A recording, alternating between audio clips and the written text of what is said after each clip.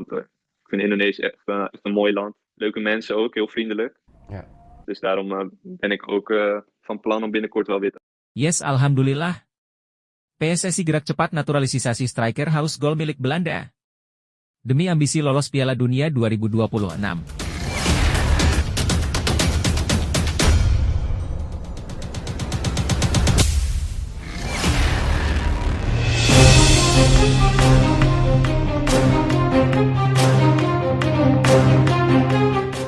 Yes, alhamdulillah. PSSI gerak cepat naturalisasi striker haus gol milik Belanda. Demi ambisi lolos Piala Dunia 2026. Sebelumnya diberitakan. Bocoran langsung dari Hamdan Hamedan. Satu striker tajam Belanda sudah masuk radar timnas Indonesia. Tenaga ahli Kemenpora, Hamdan Hamedan, memastikan bahwa nama Mauro Zylstra sudah masuk dalam daftar pemain potensial. Sebelum lanjut, Mimin minta tolong tonton video ini sampai selesai, agar tidak ada kesalahpahaman yang terjadi. Dan tak bosan-bosan juga, tolong like dan share video ini ke media sosial kalian agar semua orang tahu apa yang sedang terjadi. Mauro telah menyatakan keinginannya untuk membela timnas Indonesia. Pernyataan ini disampaikan melalui kanal YouTube Yusa Nugraha. Kabar ini menjadi angin segar bagi skuad Garuda yang membutuhkan penyerang mematikan. Saat ini, Mauro bermain untuk NEC Nijmegen U21 di Liga Kelompok Umur Belanda.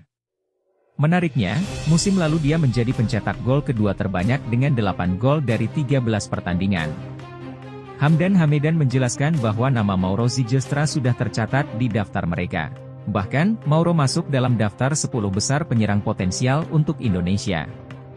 Semua penampilan dan data yang diperlukan oleh pelatih juga sudah dikumpulkan. Tahun lalu kami mendaftar beberapa opsi pemain depan diaspora.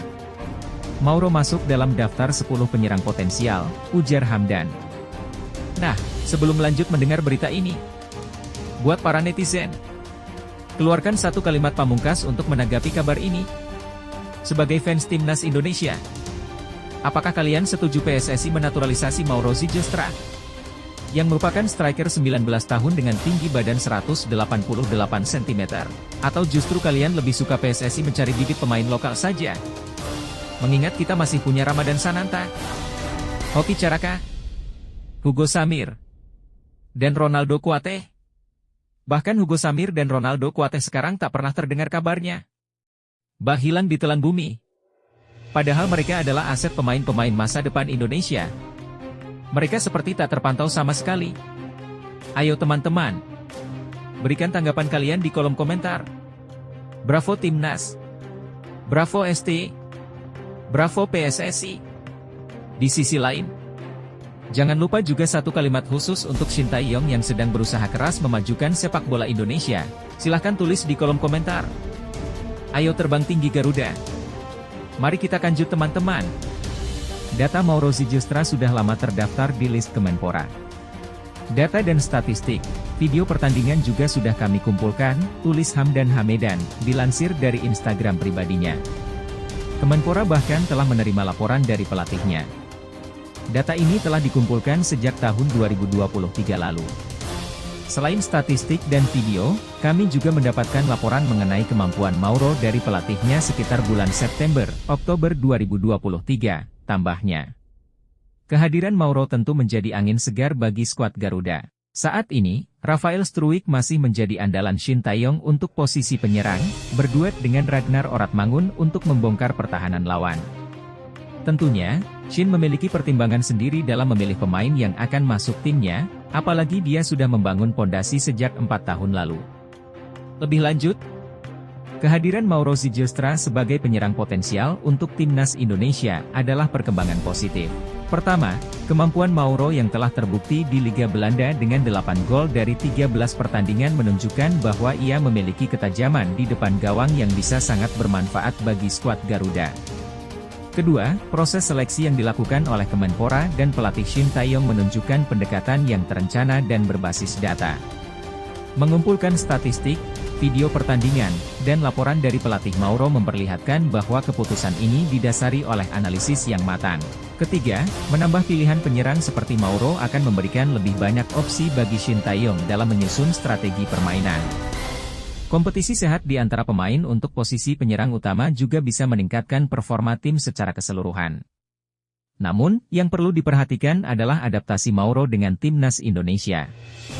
Meskipun memiliki kualitas individu yang baik, kemampuannya untuk beradaptasi dengan gaya permainan tim dan berintegrasi dengan rekan-rekan satu tim akan menjadi kunci suksesnya di skuad Garuda. Secara keseluruhan, jika Mauro Zylstra bisa beradaptasi dengan baik dan menunjukkan performa terbaiknya, kehadirannya dapat menjadi aset berharga bagi timnas Indonesia dalam meningkatkan daya serang mereka. Tom Hye ungkap sisi lain Shin Tae-yong di timnas Indonesia. Gelandang timnas Indonesia, Tom Hye, mengungkapkan bahwa pelatih Shin Tae-yong kadang-kadang bisa bersikap humoris. Momen menarik terjadi saat Hye dan Shin Tae-yong menghadiri sesi jumpa pers setelah pertandingan melawan Filipina pada 11 Juni lalu. Nah, seperti biasa teman-teman, sebelum lanjut mendengar berita kedua ini, buat para netizen, keluarkan satu kalimat pamungkas untuk menanggapi kabar ini. Silahkan tulis di kolom komentar. Mari kita lanjut teman-teman. Shin tidak ragu merangkul dan bercanda dengan Hye saat mereka menjalani sesi foto dengan media. Kedekatan tersebut terlihat cukup hangat, meskipun Shin dikenal sebagai sosok yang disiplin dan keras. Tom Hye memberikan penjelasan mengenai momen tersebut. Menurutnya, dia sempat ingin meninggalkan ruangan setelah sesi jumpa pers sebelum ditarik oleh Shin Tae-yong untuk foto bersama. Dia akhirnya menyadari bahwa pelatihnya tersebut kadang memiliki sifat humoris meski cukup tegas di timnas. Saat konferensi pers selesai, saya tidak tahu kalau mereka selalu mengambil foto di akhir. Jadi saya mau pergi saja, tapi Coach Shin menarik saya. Jadi saya seperti, oh, maaf. Coach Shin orangnya serius. Dia selalu menuntut banyak dari kita, tetapi kadang semua orang pun tahu sisi humornya. Sepertinya dia sedang sedikit bercanda, kata Tom Hye. Mantan pemain SC Heerenveen ini merasa cukup dekat dengan Shin. Meski dia baru bergabung dengan timnas, mereka bisa berkomunikasi dengan baik. Beberapa staf pelatih juga cukup membantu dengan menjadi penerjemah. Hubungan kita sangat baik. Saya belum lama di sini, tetapi semakin erat hubungannya. Kadang komunikasinya cukup sulit karena bahasa. Tetapi kita punya banyak orang dalam tim yang membantu sebagai penerjemah coach, lanjutnya. Hye menilai kedekatan pelatih dan pemain membuat mereka berada di titik ini. Apalagi skuad Garuda memiliki tren positif dan sukses melaju ke putaran ketiga kualifikasi Piala Dunia 2026 zona Asia. Menurutku, dan saya berbicara untuk semua yang ada di tim, hubungannya dengan kami sangat baik. Dan mungkin itu alasannya mengapa kita bisa tampil seperti sekarang, pungkasnya. Lebih lanjut, hubungan antara pelatih dan pemain di timnas Indonesia. Tom Hye mengungkap sisi lain dari Shin Tae-yong, yang meskipun terkenal tegas dan disiplin, ternyata juga memiliki sisi humoris. Ini menunjukkan bahwa pelatih bisa membangun hubungan yang hangat dan positif dengan para pemain, yang sangat penting dalam menciptakan tim yang solid dan berprestasi. Hye juga menunjukkan bahwa komunikasi yang baik, meskipun terkadang terhambat oleh perbedaan bahasa, bisa diatasi dengan bantuan staf pelatih. Hal ini menekankan pentingnya dukungan dan kerja sama dalam tim. Secara keseluruhan, kedekatan antara pelatih dan pemain seperti yang digambarkan dapat berkontribusi pada kesuksesan tim, seperti yang ditunjukkan oleh prestasi timnas Indonesia yang berhasil melaju ke putaran ketiga kualifikasi Piala Dunia 2026 zona Asia. Kedekatan dan kerjasama dalam sebuah tim adalah kunci untuk meraih sukses. Kisah Tom Hye dan Shin Tae-yong menunjukkan bahwa bahkan di tengah disiplin yang ketat, ada ruang untuk kehangatan dan humor. Ini bukan hanya mempererat hubungan, tetapi juga menciptakan lingkungan yang positif dan mendukung. Ingatlah bahwa setiap langkah kecil menuju kebersamaan dan komunikasi yang baik, akan membawa tim kita lebih dekat pada tujuan besar. Jangan pernah ragu untuk saling mendukung dan memahami, karena dalam kebersamaan, kita akan menemukan kekuatan yang luar biasa. Tetaplah berjuang, teruslah berkomunikasi, dan selalu jaga semangat positif. Dengan kerja keras, disiplin, dan sedikit humor, kita bisa mencapai apapun yang kita impikan. Sukses ada di depan mata, mari kita raih bersama. Ivar Jenner akui tugas di timnas Indonesia kadang buat mental terkuras. Ivar Jenner menjelaskan bahwa dukungan dari netizen membuat tugas di timnas Indonesia semakin ringan. Nah, seperti biasa teman-teman, sebelum lanjut mendengar berita ketiga ini, buat para netizen, Keluarkan satu kalimat pamungkas untuk menanggapi kabar ini. Silahkan tulis di kolom komentar. Mari kita lanjut teman-teman. Ivar menjadi salah satu pemain yang cukup sibuk dengan agenda timnas tahun ini. Dia berlaga di Piala Asia U23 2024 dan Playoff Olimpiade 2024. Selanjutnya, pemain FC Utrecht ini bergabung dengan timnas Indonesia untuk kualifikasi Piala Dunia 2026 zona Asia. Akibatnya, waktu bersama keluarganya semakin berkurang karena lebih banyak fokus pada timnas. Ivar Jenner mengakui bahwa akhir-akhir ini dia jarang berada di rumah. Waktunya lebih banyak dihabiskan bersama timnas. Dia baru bisa istirahat setelah laga terakhir melawan Filipina pada 11 Juni lalu. Belakangan ini, saya sudah jarang di rumah. Kita ada Piala Asia di Januari lalu dengan pertandingan lawan Vietnam untuk kualifikasi Piala Dunia. Ada juga Piala Asia U23. Jadi banyak sekali, kata Ivar Jenner dilansir dari kanal YouTube Indosat Oredo Hutchison. Pemain berusia 20 tahun ini mengakui kondisi tersebut cukup melelahkan secara fisik dan mental. Namun, dia tetap berusaha memberikan yang terbaik saat berada di lapangan. Untukku, kadang melelahkan secara mental, lanjutnya. Ivar menambahkan, dukungan positif dari netizen berpengaruh besar. Dia banyak mendapatkan pesan melalui media sosialnya dan ini menjadi motivasi pribadi. Selain itu, Ivar semakin bersemangat untuk kembali ke timnas pada ajang selanjutnya. Tetapi saya sangat menghargai bisa mendapat pesan-pesan seperti ini. Saya sangat senang bisa berada di sini dan saya tidak sabar bisa bermain lagi. Terima kasih untuk pesan-pesannya, pungkasnya. Lebih lanjut, Ivar Jenner adalah contoh pemain muda yang berdedikasi tinggi terhadap timnas Indonesia, meskipun menghadapi jadwal yang padat dan menuntut. Dukungan dari netizen jelas memberikan semangat tambahan baginya untuk terus berjuang dan memberikan performa terbaik di lapangan. Namun, situasi ini juga menyoroti tantangan yang dihadapi oleh atlet profesional, yaitu keseimbangan antara karir dan kehidupan pribadi. Pengakuannya tentang kelelahan fisik dan mental adalah pengingat bahwa meskipun memiliki semangat tinggi, pemain juga membutuhkan waktu untuk beristirahat dan memulihkan diri. Dukungan positif dari penggemar memang penting, tetapi perhatian terhadap kesehatan dan kesejahteraan atlet harus tetap menjadi prioritas. Secara keseluruhan, respon positif Ivar terhadap dukungan netizen menunjukkan betapa pentingnya peran penggemar dalam membangun semangat dan motivasi atlet. Ini juga menjadi bukti bahwa interaksi antara atlet dan penggemar bisa menciptakan dampak yang besar dalam perjalanan karir seorang pemain. Tetap semangat, Ivar Jenner! Perjalananmu bersama timnas Indonesia adalah inspirasi bagi banyak orang. Meski jadwal padat dan tantangan seringkali melelahkan, ingatlah bahwa kerja keras dan dedikasimu tidak pernah sia-sia. Dukungan dari para penggemar adalah bukti betapa berharganya kontribusimu di lapangan. Setiap langkah yang kamu ambil, setiap pertandingan yang kamu mainkan, adalah kesempatan untuk menunjukkan kemampuan terbaikmu. Jangan lupa untuk selalu menjaga keseimbangan antara karir dan kesehatan. Istirahat dan pemulihan sama pentingnya dengan latihan dan pertandingan. Teruslah berjuang dan tetaplah rendah hati. Dukungan dari para penggemar akan selalu ada di belakangmu, memberikan semangat di setiap langkah. Percayalah bahwa usaha dan pengorbananmu akan membuahkan hasil yang gemilang. Semangat! Nathan Choyaon segera dapatkan klub baru, bek timnas Indonesia tetap di Belanda.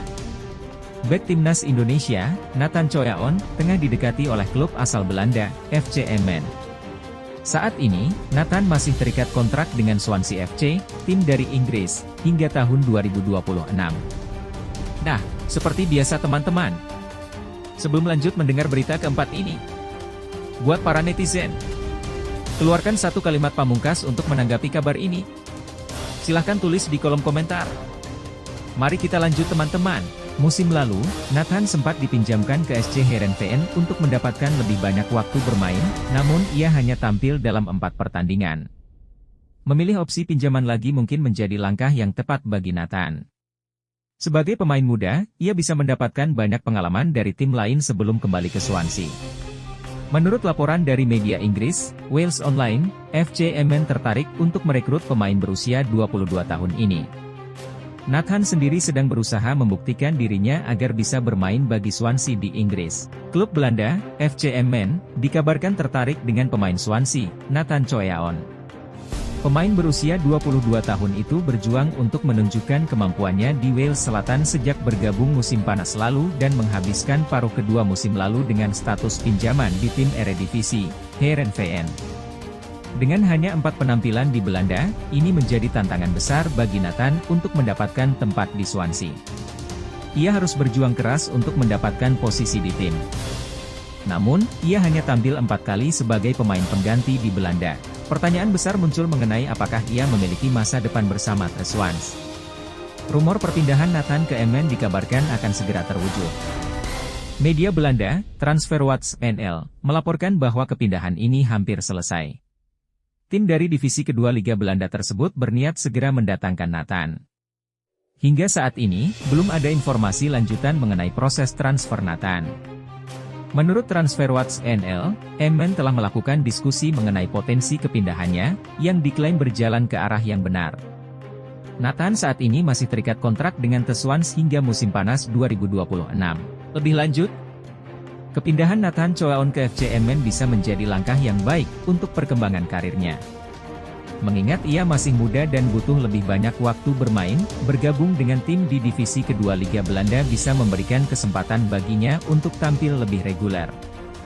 Di Swansea, ia mungkin sulit mendapatkan posisi tetap mengingat persaingan yang ketat. Sementara itu, pengalaman bermain di SC Heerenveen walaupun hanya 4 pertandingan, seharusnya memberikan pelajaran berharga bagi Nathan. Di FC Emmen, ia bisa mendapatkan menit bermain yang lebih banyak dan menunjukkan potensinya secara konsisten. Selain itu, bermain di Liga Belanda yang terkenal dengan pengembangan pemain mudanya, dapat memberikan Nathan lingkungan yang tepat untuk berkembang. Jika ia bisa tampil impresif di Emmen, peluang untuk kembali ke Swansea dengan posisi yang lebih kuat akan terbuka lebar, atau bahkan menarik minat klub lain dari liga yang lebih tinggi.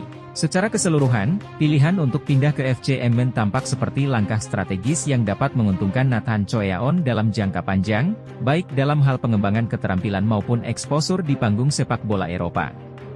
Nathan, teruslah percaya pada dirimu sendiri dan kemampuanmu. Setiap langkah dalam kariermu, termasuk tantangan dan kesulitan, adalah bagian dari perjalanan menuju kesuksesan. Pindah ke FC Emmen adalah kesempatan emas untuk menunjukkan bakatmu dan mengasah keterampilanmu di lapangan. Ingatlah bahwa setiap menit bermain adalah peluang untuk belajar dan berkembang. Tetap fokus, bekerja keras, dan manfaatkan setiap kesempatan untuk membuktikan bahwa kamu layak mendapatkan tempat di tim utama. Kamu masih muda, dan masa depan yang cerah menantimu. Jangan pernah ragu untuk mengambil risiko dan terus berusaha keras. Keyakinan dan dedikasimu akan membawamu ke puncak karir sepak bola. Tetap semangat dan tunjukkan kepada dunia apa yang bisa kamu capai. Pengakuan gelandang timnas U16 Indonesia, Nova Arianto tuntut pemain bisa bermain tanpa posisi. Pelatih timnas U16 Indonesia, Nova Arianto, meminta pemainnya untuk mampu memainkan berbagai posisi selama mengikuti Asian Cup U16 2024. Nah, seperti biasa teman-teman. Sebelum lanjut mendengar berita kelima ini, buat para netizen, keluarkan satu kalimat pamungkas untuk menanggapi kabar ini. Silahkan tulis di kolom komentar. Mari kita lanjut teman-teman. Strategi Nova Arianto sejauh ini menunjukkan hasil positif di Asian Cup U16, yang sebelumnya dikenal sebagai Piala AFF U16 2024. Formasi fleksibel 3-4-3 yang dapat berubah menjadi 4-4-2 telah membawa timnas U16 Indonesia meraih 2 kemenangan berturut-turut. Skuad Garuda Asia berhasil mengalahkan Singapura dan Filipina dengan skor identik 3-0. Namun, taktik Nova sempat dipertanyakan saat Indonesia mengalami kebuntuan melawan Filipina. Serangan bertubi-tubi timnas U16 Indonesia gagal menembus pertahanan T-Askal sepanjang babak pertama. Baru setelah turun minum, lini serang Indonesia mulai menunjukkan agresivitasnya. Gelandang timnas U16 Indonesia, Evandra Florasta, mengakui bahwa timnya sempat kesulitan menembus pertahanan Filipina. Permainan individu menjadi sorotan karena penyelesaian akhir yang masih kurang baik. Bagi tim dan Coach Nova, permainan kami masih kurang baik karena masih banyak kekurangan di babak pertama, kata Evandra. Banyak peluang tetapi finishing masih kurang, tambahnya. Evandra, yang menyumbang 1 gol pada laga tersebut, mengaku mendapat banyak pesan dari Coach Nova Arianto. Salah satu pesan yang ditekankan kepada seluruh pemain adalah kemampuan untuk mengisi semua posisi. Nova Arianto menginginkan pemain dapat bergerak bebas tanpa terikat posisi. Kalau itu, perubahan posisi, dari latihan sendiri sih, Coach Nova maunya pemain bermain tanpa posisi jadi muter-muter rolling terus, kata Evandra. Evandra yang memiliki posisi asli sebagai gelandang, pada babak kedua sempat didorong lebih maju saat formasi berubah menjadi 4-4-2. Hasilnya, pemain bernomor punggung 6 itu berhasil mencetak gol ke gawang Filipina pada menit ke-85. Alhamdulillah, bagi saya bisa cetak gol, tetapi yang penting ini semua untuk tim, ujarnya. Taktik Nova Arianto mengingatkan pada pelatih timnas Indonesia, Shin Tae-yong. Pelatih asal Korea Selatan itu juga sering memanggil pemain yang dapat mengisi banyak posisi di timnas Indonesia. Peran Evandra di timnas U16 seperti halnya Marcelino Ferdinand di tim senior. Marcelino bisa mengisi posisi gelandang dan penyerang sayap. Selanjutnya, strategi Nova Arianto akan diuji oleh Laos pada laga terakhir grup A. Indonesia akan menghadapi Laos di Stadion Manahan, Solo, Kamis, 27 Juni 2024. Pasukan Merah Putih cukup bermain imbang untuk memastikan tiket ke babak semifinal sebagai juara grup A. Lebih lanjut, fleksibilitas taktik yang diterapkan oleh pelatih Nova Arianto dalam timnas U16 Indonesia. Pendekatan ini tampaknya berhasil membawa hasil positif, terbukti dari kemenangan berturut-turut melawan Singapura dan Filipina. Penggunaan formasi yang fleksibel, dari 3-4-3 menjadi 4-4-2, memberikan keuntungan taktis dan memungkinkan pemain untuk bermain di berbagai posisi, yang bisa membingungkan lawan. Namun, taktik ini juga menunjukkan adanya tantangan, terutama dalam hal penyelesaian akhir. Meski tim berhasil menciptakan banyak peluang, mereka mengalami kesulitan mencetak gol di babak pertama melawan Filipina. Ini menunjukkan bahwa meskipun fleksibilitas taktik penting, eksekusi akhir juga harus diperbaiki. Nova Arianto tampaknya menerapkan filosofi yang serupa dengan Shin Tae-yong, pelatih timnas senior, yang juga menghargai kemampuan pemain untuk bermain di berbagai posisi. Ini menunjukkan konsistensi dalam pendekatan pelatihan di berbagai level timnas Indonesia, yang bisa menjadi keuntungan jangka panjang. Menghadapi Laos di laga terakhir grup, Indonesia cukup bermain imbang untuk lolos ke semifinal. Dengan penampilan yang sudah solid, peluang mereka untuk melaju lebih jauh di turnamen ini cukup besar, asalkan mereka terus memperbaiki penyelesaian akhir dan mempertahankan fleksibilitas taktik mereka. Pendekatan taktik Nova Arianto yang fleksibel dan adaptif tampaknya menjadi kunci keberhasilan awal timnas U16 Indonesia di ASEAN Cup U16 2024. Fleksibilitas dalam formasi, seperti beralih dari 3-4-3 ke 4-4-2, memungkinkan tim untuk menyesuaikan diri dengan situasi permainan dan lawan yang dihadapi. Hal ini memberikan keunggulan taktis yang bisa membingungkan lawan, dan membuka berbagai peluang serangan dari sisi yang berbeda. Namun, meskipun fleksibilitas ini membawa hasil positif dengan 2 kemenangan beruntun melawan Singapura dan Filipina, terdapat beberapa area yang masih perlu diperbaiki. Salah satunya adalah penyelesaian akhir yang efektif. Meski timnas U16 Indonesia berhasil menciptakan banyak peluang, terutama di babak pertama melawan Filipina, mereka kesulitan untuk mengonversi peluang tersebut menjadi gol. Ini menunjukkan perlunya fokus lebih pada latihan penyelesaian akhir dan meningkatkan ketenangan pemain saat berada di depan gawang lawan. Pesan dari Nova Arianto kepada pemain untuk bisa memainkan berbagai posisi adalah strategi jangka panjang yang bagus. Ini tidak hanya meningkatkan fleksibilitas taktis tim tetapi juga memperkaya pengalaman individu pemain. Kemampuan untuk bermain di berbagai posisi membuat pemain lebih adaptif dan bisa menjadi aset besar bagi tim, baik di level junior maupun senior. Perbandingan dengan Shin Tae-yong, pelatih timnas senior Indonesia, menunjukkan bahwa ada upaya untuk menjaga konsistensi dalam filosofi pelatihan di berbagai level tim nasional. Shin Tae-yong juga dikenal dengan pendekatannya yang serupa, memilih pemain yang serba bisa dan dapat menyesuaikan diri dengan berbagai taktik dan formasi. Ini dapat menciptakan kesinambungan dan pemahaman yang lebih baik di antara pemain saat mereka naik ke level yang lebih tinggi. Menghadapi Laos di laga terakhir grup A, timnas U16 Indonesia memiliki peluang besar untuk memastikan tempat di semifinal. Dengan hanya membutuhkan hasil imbang, penting bagi tim untuk tetap fokus dan tidak menganggap enteng lawan. Laos mungkin akan memberikan perlawanan yang keras, tetapi dengan strategi yang tepat dan eksekusi yang lebih baik di depan gawang, Indonesia memiliki semua peluang untuk melaju lebih jauh. Secara keseluruhan, pendekatan Nova Arianto menunjukkan banyak janji, namun eksekusi di lapangan tetap menjadi kunci. Jika timnas U16 Indonesia dapat memperbaiki penyelesaian akhir mereka dan tetap mempertahankan fleksibilitas taktik, mereka memiliki potensi besar untuk sukses di turnamen ini dan di masa depan. Ragnar Oratmangoen, pemain diaspora timnas Indonesia, membuka peluang berkarier di Liga 1 setelah tersingkir dari FC Groningen. Nah, seperti biasa teman-teman, sebelum lanjut mendengar berita ke-6 ini, buat para netizen, keluarkan satu kalimat pamungkas untuk menanggapi kabar ini. Silahkan tulis di kolom komentar. Mari kita lanjut teman-teman. Ragnar Oratmangoen menjadi salah satu pemain yang harus meninggalkan FC Groningen menjelang musim baru Eredivisie 2024 hingga 2025. Direktur Teknik FC Groningen, Art Langeler, secara terbuka menyebutkan 3 pemain yang harus segera keluar dari klub karena sudah tidak dibutuhkan lagi. Salah satu nama yang disebutkan adalah Ragnar Oratmangoen, yang memiliki 3 caps dan 1 gol untuk timnas Indonesia. Mereka sudah tidak layak lagi untuk tim utama dan harus pergi, kata Art Langeler. Berbicara mengenai masa depannya, Ragnar Oratmangoen sebenarnya ingin berkarier di luar Belanda, mencari tantangan baru dalam karirnya.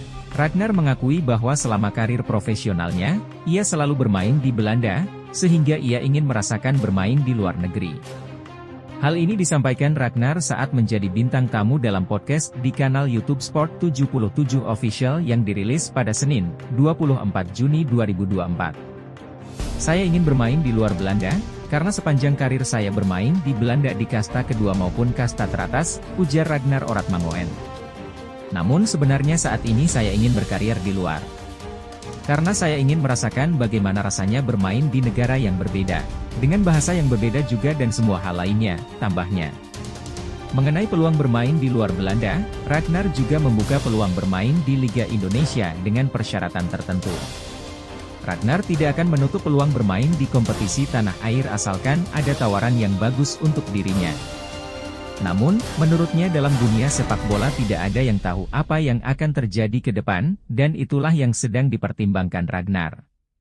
Segala kemungkinan masih dipertimbangkan Ragnar, termasuk kemungkinan bertahan di Eropa karena ia mengaku masih menyukai tinggal di Eropa. Ya, jika memungkinkan, saya ingin tetap bertahan di Eropa, ujar Ragnar Oratmangoen. Tapi masalahnya di sepak bola, kamu tidak akan pernah tahu. Mungkin suatu saat nanti, seseorang memberikan penawaran yang bagus. Klub yang bagus, dan mungkin di Indonesia atau tempat lainnya dan tidak di Eropa. Saya harus memikirkan hal itu. Namun saya lebih menyukai tinggal di Eropa untuk sementara waktu, tambahnya. Sebagai penggemar timnas Indonesia, tentu diharapkan Ragnar masih bisa berkompetisi di Eropa dan tidak berlabuh di Liga 1. Selama kompetisi domestik masih banyak permasalahan, kualitas Liga 1 Indonesia belum bisa menjamin masa depan tim nasional. Erick Thohir selaku Ketum PSSI harus segera menemukan formulasi yang tepat untuk mengatasi permasalahan di kompetisi domestik. Lebih lanjut, keputusan Ragnar Oratmangoen untuk membuka peluang berkarier di Liga 1 Indonesia adalah langkah yang menarik dan penuh tantangan. Sebagai pemain yang telah menghabiskan karirnya di Belanda, Ragnar tentunya memiliki pengalaman dan skill yang dapat membawa dampak positif bagi klub di Liga 1. Kehadirannya bisa menjadi contoh dan motivasi bagi pemain lokal untuk meningkatkan standar permainan. Namun, ada beberapa hal yang perlu dipertimbangkan. Liga 1 Indonesia masih menghadapi berbagai tantangan, mulai dari masalah infrastruktur, manajemen klub, hingga kualitas kompetisi yang mungkin belum sebanding dengan liga-liga di Eropa. Hal ini bisa menjadi kendala bagi pemain sekelas Ragnar yang terbiasa dengan standar tinggi di Eropa. Di sisi lain, jika Ragnar memutuskan untuk tetap bertahan di Eropa, ia bisa terus berkembang dan berkompetisi di liga yang lebih kompetitif, yang juga dapat berdampak positif pada performanya di timnas Indonesia. Namun, keputusan ini tentu bergantung pada kesempatan yang tersedia dan bagaimana Ragnar melihat masa depannya dalam dunia sepak bola. Secara keseluruhan, keputusan Ragnar harus mempertimbangkan banyak faktor, termasuk perkembangan karirnya, kehidupan pribadi, dan kesempatan yang mungkin datang. Sebagai penggemar sepak bola Indonesia, Tentu kita berharap yang terbaik bagi Ragnar dan berharap apapun keputusannya dapat memberikan dampak positif bagi dirinya dan timnas Indonesia. Keputusan yang dihadapi Ragnar Oratmangoen adalah bagian dari perjalanan hidup yang penuh tantangan dan peluang. Dalam setiap langkah, ada kesempatan untuk belajar dan tumbuh. Berikut adalah beberapa kata motivasi untuk Ragnar.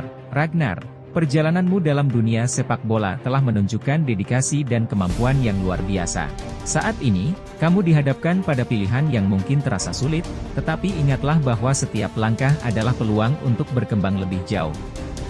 Jangan takut untuk mengambil risiko dan menjelajahi jalan baru, baik di Liga 1 Indonesia atau di liga lain di luar Belanda.